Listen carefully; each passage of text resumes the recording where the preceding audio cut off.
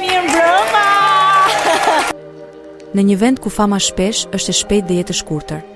Pak janë ata që arrin të ndërtojnë një karrierë që i mbjeton viteve, modave dhe ndryshimeve të ekrani. Ajo është një ndërta, një zë që e ke dëgjuar të paktën një herë, një fytyrë që e shoqëron çdo program të madh, dhe një emër që për shumë njerëz është sinonim i profesionalizmit. Ky është bioportreti i Arbana Osmanit, gruas që e bëri televizionin shqiptar të besueshëm. Fëmijëria dhe fillimet. Arbana Osmani lindi më 7 maj 1983. Fëmijëria e saj ishte e thjeshtë, por plot ëndra. Që e vogël kishte dëshirë të tregonte histori, të fliste, të pyeste, të komunikonte me njerëz. Dashuria për median dhe fjalën e folur e çoi drejt gazetarisë. Pas përfundimit të studimeve, ajo nisi punë si gazetare dhe prezantuese në radio. Ishin fillimet e viteve 2000, një periudhë kur radioja ishte ende mbretëresha e komunikimit. Dhe zëri i saj u bë shpejt i njohur për dëgjuesit e Top Albania Radio. Qetësia, inteligjenca dhe ritmi i saj natyral e veçuan nga të tjerët. Ishte e re, por e sigurt në veten e saj. Kalimi në ekran dhe vitet e para. Nga radioja, Arbana kaloi në televizionin më të ri dhe më modern të asaj kohe Top Channel. Aty, ajo nisi si prezantuese e emisioneve rinore, por shumë shpejt fitoi besimin e producentëve. Një nga momentet që e bëri të njihej gjerësisht ishte Top Fest, festivali muzikor që u kthye në një traditë shqiptare. Për 4 sezone radhazi, Arbana ishte pjesë e këtij spektakli, duke treguar një aftësi të rrallë për të udhëhequr një skenë të madhe me qetësi, finesë dhe siguri. Big Brother Albania, ngritja në ikon. Në vitin 2008, Top Channel nisi një format të ri, që askush nuk e dinte si do pritej në publik. Big Brother Albania. Për rolin e prezantueses, u zgjodh Arbana Osmani, një vendim që do ndryshonte përjet karrierën e saj. Nga nata e parë, publiku e ndjeu. Kishte diçka të sinqertë në mënyrën si ajo komunikonte. Nuk ishte thjesht prezantuese. Ishte ura me spektaklit dhe publikut. Me mënyrën e qetë, por autoritare, ajo e ktheu formatin në fenomen. Për 7 sezone radhazi, Arbana ishte fytyra e Big Brother. Ishte ajo që përçonte emocionin, tensionin, por edhe njerëzoren. Kur një banor qante, ndoshta edhe ajo e përjetonte nga brenda. Në një ekran shpesh të mbushur me spektakël, ajo solli ndjeshmëri, kuptim dhe respekt për audiencën. Përvoja pas Big Brother. Pas suksesit të jashtëzakonshëm, Arbana vendosi të mos ndalet vetëm në një format. Në vitet që pasuan, ajo prezantoi në një javë një emision dinamik ku ndërthurte argëtimin me tematikat shoqërore dhe gjithashtu rikujtoi publikun me një tjetër format të dashur, 1001 pse, por në vitin 2016 do të vinte projekti që do e shndërronte në simbolin e dashurisë dhe humanizmit në ekran. Dua të bëj të lumtur. Më 29 tetor 2016, Arbana Osmani prezanton premierën e Dua të bëj të lumtur, një emision që solli lot, emocione dhe histori të vërteta. Çdo javë, njerëz të zakonshëm dilnin në skenë për të falur, për të kërkuar ndjes, apo për të thënë një të dua që nuk e kishin thënë dot kur. Ky format i dha Arbanës një dimension krejt tjetër. Ajo nuk ishte më vetëm prezantuese, por një urë midis njerëzve, një zë i ngrohtë që tregonte se televizoni mund të jetë edhe shpirt, jo vetëm spektakël.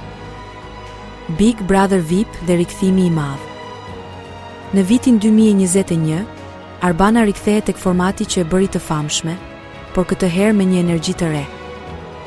Big Brother VIP Albania ishte një version i ri për të rirë, me personazhe publike, dhe ajo e drejtoi me një siguri absolute.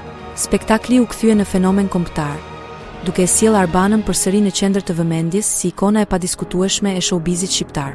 Edhe në sezonin e dytë, prezantimi i saj ishte i pandryshuar, me qetësi, klasë dhe përvojë. Festivali i këngës në RTS.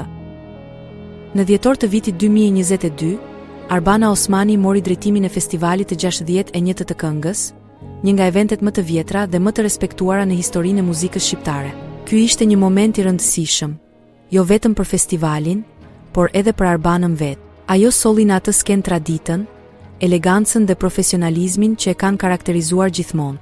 Në një atmosferë ku çdo detaj kishte peshë, Arbana arriti të gërshetoj solemnitetin e një eventi historik me qasje moderne që ajo di ta sjellë natyrshëm. Me prezencën e saj të qetë, me tonin e saktë dhe me respektin ndaj çdo artisti, ajo tregoi pse konsiderohet një nga figurat më të kompletuara të ekranit shqiptar. Për shumë, ai festival ishte një dëshmi e qartë se Arbanën mund ta vendosësh në çdo skenë dhe ajo përsëri do të shkëlqejë. Jeta personale dhe transformimi. Por përtej dritave të skenës, Arbana ka një jetë po aq të mbushur. Ajo është nënë e 3 fëmijëve dhe një grua që ka ditur të ruaj privatësinë, edhe pse jeton çdo ditë në sytë e publikut. Nga martesa e parë me Ardit Keron, ajo ka një djalë, Jonin. Më vonë, dashuria e re me regjisorin Eduard Grishaj i solli një tjetër fazë në jetë, dhe 2 fëmijë të tjerë, Diell dhe Zoj. Në qershor të vitit 2023, çifti kurorëzoi dashurinë e tyre me një dasmë romantike në Toskana të Italisë. Arbana dhe Eduardi janë sot një nga çiftet më të dashura të publikut shqiptar.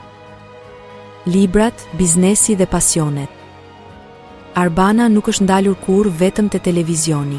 Ajo ka botuar 2 libra gatimi receta për njerëzit që dua dhe receta për 5 minuta, ku pasqyron dashurinë për kuzhinën dhe familjen.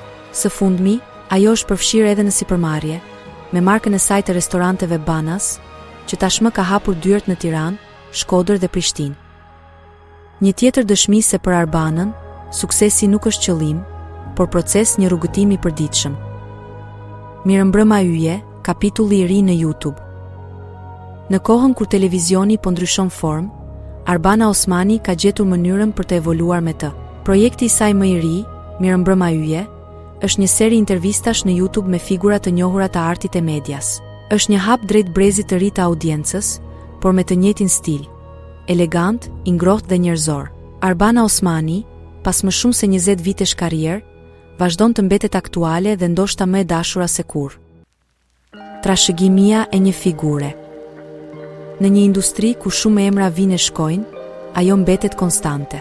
Qoftë në një reality show, në një talk show emocional, apo në një intervistë të qetë, Arbana Osmani përfaqëson diçka që publiku e ndjen: autenticitet, profesionalizëm, inteligjencë, përullësi.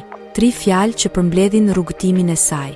Ky është portreti i një gruaje që nuk e kërkoi famën, ajo thjesht punoi, dhe fama e gjeti vetë.